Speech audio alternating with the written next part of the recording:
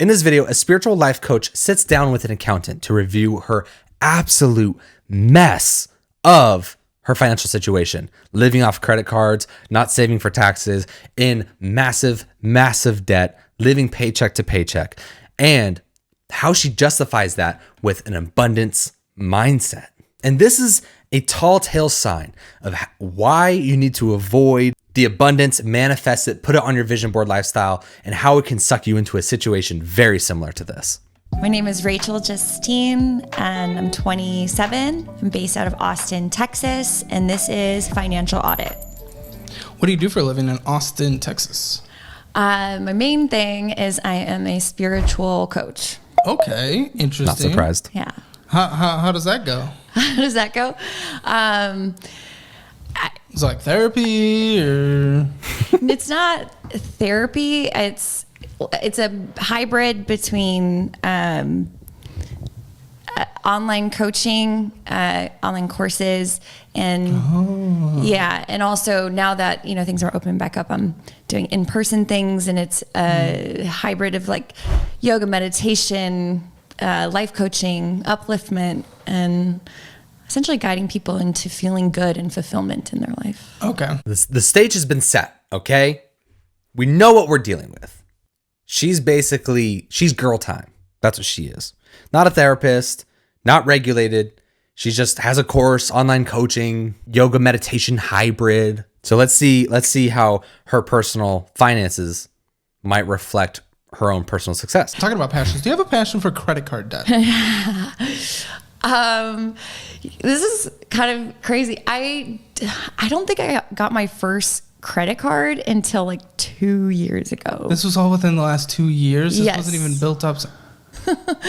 Yeah, so I hadn't had the experience with credit cards at all. Mm-hmm. And because of the nature of my work, I didn't understand there was like different seasons of the work, and there were times of making more and then making less. So it became this. You didn't do like market research into this industry before you decided this is what we're doing full time? She manifested clients. She spiritualed them around her. She didn't know there were seasons to, like, certain people don't want to spend money around the holidays because they've already spent a ton of money around the holidays. Some people don't want to spend money at the beginning of the year because they have big financial goals. Not in the sense of like, I just saw coaches who were just constantly making, $40K months and $40,000 a month? That'd be nice. I know, right? That's what I'm saying. Yeah. Yeah. So that's where the head was at. My head was at. Look at that excitement. She saw coaches, other coaches. I've seen these people. I've seen this. She saw coaches and she got so excited. She didn't do any market research. And she's like, that's what I was thinking. 40K Listen, months. And look at this $40,000 a month? That'd be nice. I know, right? That's what I'm saying. Yeah. Yeah. So that is the physical manifestation of the intoxication of money. Let's continue. that was like, that's where the head was at. My head was at. And how much you bring in a month? It varies. Average. Give me an average. Let's work with an average here. Break it down between the low months, high months. What's the average across? A low month could be anywhere from $2,000-$3,000. Okay. To an average is, I would say, $6,500. Not bad. Okay, that's not bad at all. $6,500. Yeah. That's your average. That's not your high. That's your average. That's an Look at his surprise. That's not bad at all. Okay. average. Okay, 6,500. Fantastic. What's the complaint about that? My expenses are $6,700 a month. For how long have you been doing this full time? I mean, in the last few years. Okay, so a couple of years bringing personal business to pretty much $80,000 a year. People would love that. I mean, you're $5,000 over the median household income in Austin, and well above the median in the United States. Look at this man. This man's gassing her up because he knows he's going to have to chop her down. It's just you. Yeah. Why are we in this debt in the first place? We haven't even talked about it. We'll go into it, but why? $80,000 a year. Why? Well, yeah, why are you in this debt? Why'd you get into it? Why are you not out of it? What is happening? That's a question. I mean, it's on my vision board to have all my debts be cleared. So Okay. Guys, it's the small things. That's where, I didn't really understand the nature of having like a credit card. So I started making more money than I ever had in the last 2 years from this. Good for her. From this when? When did that start? Making more money than I ever have made. It started like 2020, like spring 2020. Yeah. $80,000 a year is actually a significant amount of money. Fun fact about money that you make. Now he's going to break down this big mistake that I have participated in. Where is my cowboy hat? Man, if I had a flat brim hat right now, I'm this woman when it comes to this. Before we do that, guess what? $80,000 a year is actually a significant amount of money. Fun fact about money that you make, taxes are owed. What? Have you saved any money for taxes? Because we are entering tax season as we speak. What do you do have you paid taxes these last few years? Yeah, I have. Yeah. So you claimed all the money that you made? I claimed the money I made. Okay. I think I got help from a friend one year who did it, who gave me money. Gave you money to do pay it? my taxes. Yeah. A friend gave you money, but it was a gift, right? You don't owe it back. I don't owe it back. No. How much was that? I mean, I think it was like a few hundred, maybe like. Is this like a third-party platform that you're using that you're getting payments through? I just don't want you to get in trouble with in the future. If you get audited, which is actually quite rare, but it could happen. Yeah, look at that shocked face. Absolutely, that could happen. You could get audited. Again, probably not, but it would be really bad. It would be really irresponsible on the side of the table to say, you will not get audited.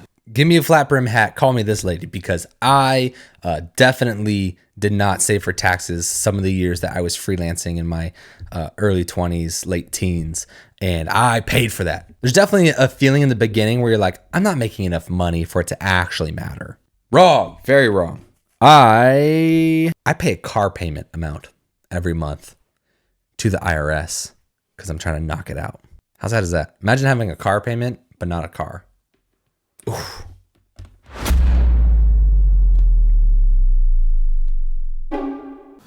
But what always happens? What are you doing in your life that you're always getting into some kind of pickle?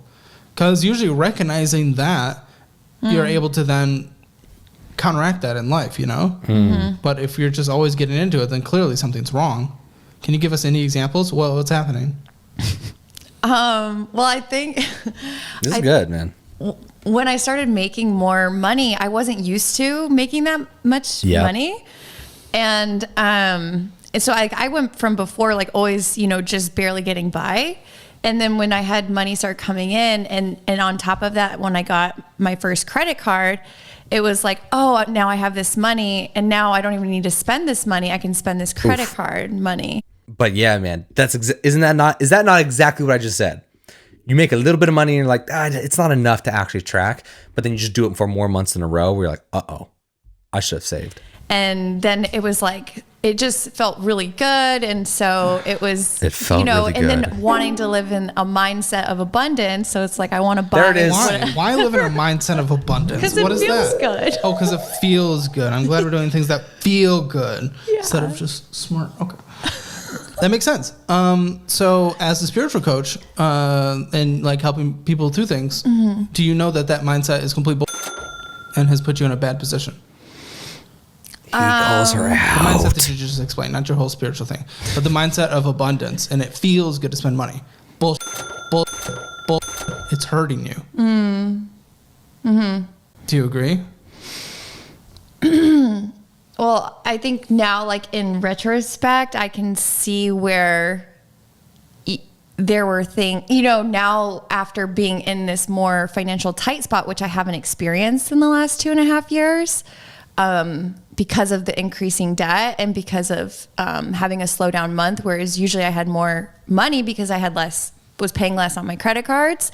I had more money, and then I, was running out, and and then I started to, like, I went through everything, and I actually canceled so much stuff, like subscriptions. And I was just realizing, like, I didn't think I could do that. You know, like, I thought after it was like ego deflating to be like, I guess I don't need to go to see like the most expensive hairstylist, or I don't need to go get a blowout, or, you know, like all these things that felt really good. Your lifestyle just inflated with that money, but it overinflated. And now This is the mindset of abundance played out. The mindset of abundance is talked about all the time by people that make good money and do all this stuff, yada, yada, yada. But sometimes you have to be scarce. You have to be scarce to be wise. You have to understand, I'm not in a good position. I've been in not good positions.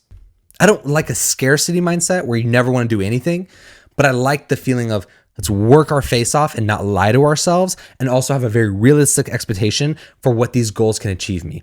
I can sit here and say, oh, my videos are right now getting 300 views a video, but in the future, I'm going to be, in 3 months when my baby's here, I'm going to be making thousands of dollars a month off of my YouTube AdSense, and I'm just going to be doing so well if I just keep at it because I'm feeling abundant. It's not how it works. Because you bought a $7 coffee instead of Starbucks coffee, you are now in the abundance mindset, and you're going to make so much more money.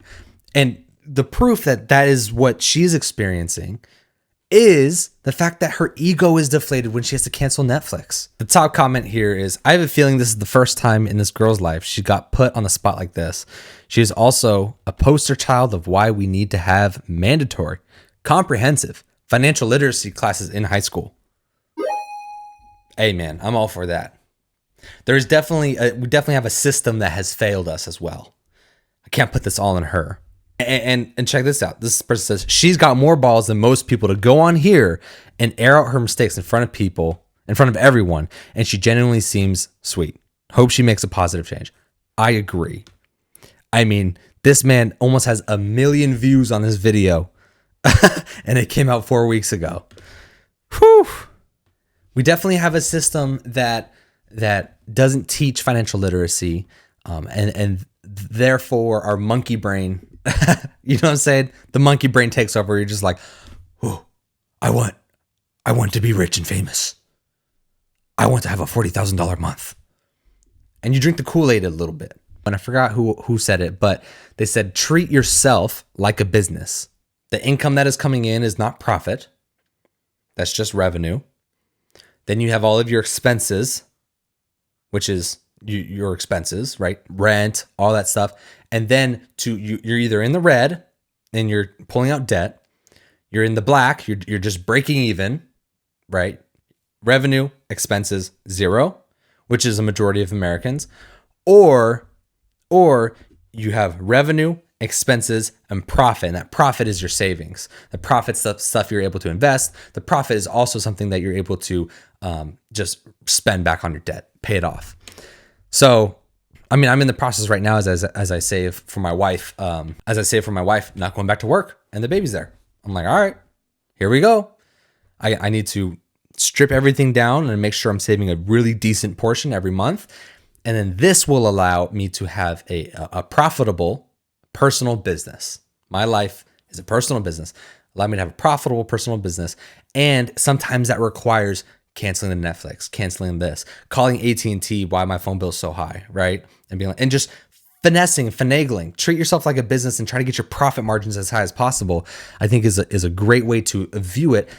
That way, actually, when you go into business like this lady did, who's not doing terrible at all, she's actually doing very well. When you go into business, you already understand this idea of revenue, expense, profit. Those are my thoughts. I want to know what you guys think in the comments below. And if you enjoyed this video, consider subscribing. Peace.